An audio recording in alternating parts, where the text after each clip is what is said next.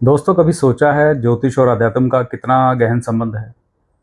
क्यों हमारे ऋषि मुनियों ने जो साधनाओं के प्रोटोकॉल थे वो इस तरह के सेट किए कि किसी भी मंत्र का जो पुष्चरण है वो इतने लाख का होगा, या कोई साधनाएं जो हैं वो सवा महीने चलेंगी, 3 महीने, 6 महीने या साल भर, लंबे समय तक चलने वाली साधनाएं।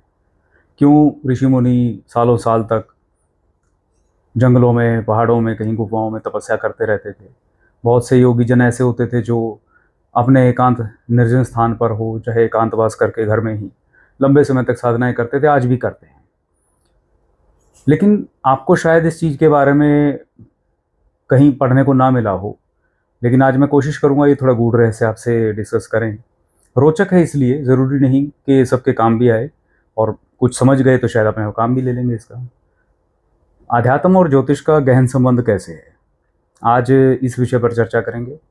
मैं Sandeep Bhardwaj, astrologer and mentor, आज आपको बताने जा रहा हूँ कि आपकी कुंडली में जितने भी नक्षत्र एक्टिव रहते हैं, मीन्स टू से कि जो जो नक्षत्र में ग्रह बैठे होंगे वो कुंडली के अंदर एक्टिव नक्षत्र होते हैं।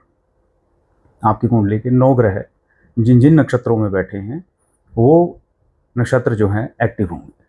अब वो आप अपनी कुंडली की डिटेल चार्ट में, डिग्री चार्ट में चेक कर लेना। सबसे इम्पोर्टेंट जो प्लैनेट होता है आपकी कुंडली का अध्यात्म के लिए, वो होता है आपका आत्मकारक ग्रह। आत्मकारक ग्रह के विषय में मैंने पिछले वीडियो में बताया था आप लोगों को कि आपकी जीवन को, पर्पस ऑफ लाइफ को फाइंड करने में, आपके जीवन को दिशा देने में आत्मकारक ग्रह का बहुत बड़ा रोल रहता है। तो आपका सबसे इम्पोर्टेंट नक्षत्र भी जो होगा वो होगा आत्मकारक प्लैनेट आपकी कुंडली में जिस नक्षत्र में है, आप उसको नोट करिए। आपका जन्म नक्षत्र तो है ही इंपॉर्टेंट कि चंद्रमा जिस नक्षत्र में हो गए, और तीसरा होता है आपका लग्नेश किस नक्षत्र में बैठा है। वैसे ये सारे नक्षत्र इंपॉर्टेंट हैं जिसमें जो ग्रह बैठा है, लेकिन ये 3 सबसे महत्वपूर्ण हैं। आप कभी गौर करके देखिएगा कि जो मैं एग्जांपल लेता हूँ, जैसे 40 दिन का मंदिर जाना हो गया, या 40 दिन आपको बोल दिया गया कि ये पाठ करना एक रेगुलर बेसिस पे, तो चंद्रमा 1 महीने में सभी 27 नक्षत्रों में राउंड लगा चुके होते हैं। अब आप ये चीज़ को समझ के चलें कि आपके जो इंपॉर्टेंट नक्षत्र हैं कुंडली वाले, जहाँ जहाँ जो ग्रह बैठे थे वो नक्षत्र भी ऐसे 1 महीने में कवर हो जाएंगे। आपका जो तपोबल है वो उन दिनों में ज़्यादा बढ़ने के चांसेस होते हैं, क्यों, जिस दिन आपका एक्टिव नक्षत्र आएगा, और ख़ास तौर पे जिस दिन आपका आत्मकारक ग्रह का नक्षत्र होगा, आपका जन्म नक्षत्र होगा और लग्नेश का नक्षत्र होगा, वो दिन ये नक्षत्र ज़्यादा वाइब्रेट करते हैं। और उसी दिन अगर आप कोई आध्यात्मिक साधना भी कर रहे हैं तो आपकी बॉडी उस लेवल पे वाइब्रेट करती है कि एक सिंक्रोनाइजेशन हो जाती है। कार्मिक कनेक्शन तो सभी प्लैनेट्स का है, तभी वो बैठे हैं आपकी कुंडली के अंदर, लेकिन ये 3 भी अगर ठीक से आप साध लेते हैं तो आपके जीवन को दिशा देने के लिए जितनी ऊर्जा आपको चाहिए, जितनी आध्यात्मिक सपोर्ट आपको चाहिए, आप चाहे किसी को भी मानते हो, किसी भी धर्म के हों, ये ऑटोमेटिक बात है। अध्यात्म को जोड़ा ही ऋषि मुनियों ने इसीलिए था क्योंकि हर व्यक्ति एस्ट्रोलॉजी की गूढ़ रहस्यों को नहीं समझ सकता था। तो ये सबसे सरल तरीका था कि आपका तपोबल किस तरीके से बढ़ाया जाए, कि आप जिस दौरान लंबे समय के लिए रेगुलर बेसिस पे जो एक ही पाठ, एक ही मंत्र करते रहोगे, एक ही देवता की शरण में जाते रहोगे, जिस जिस दिन आपके एक्टिव नक्षत्र वाइब्रेट करेंगे उस दिन आपका तपोबल मल्टीपल होता चला जाएगा, मैनीफोल्ड हो जाएगा, आप ज़्यादा लेवल अप होते चले जाओगे।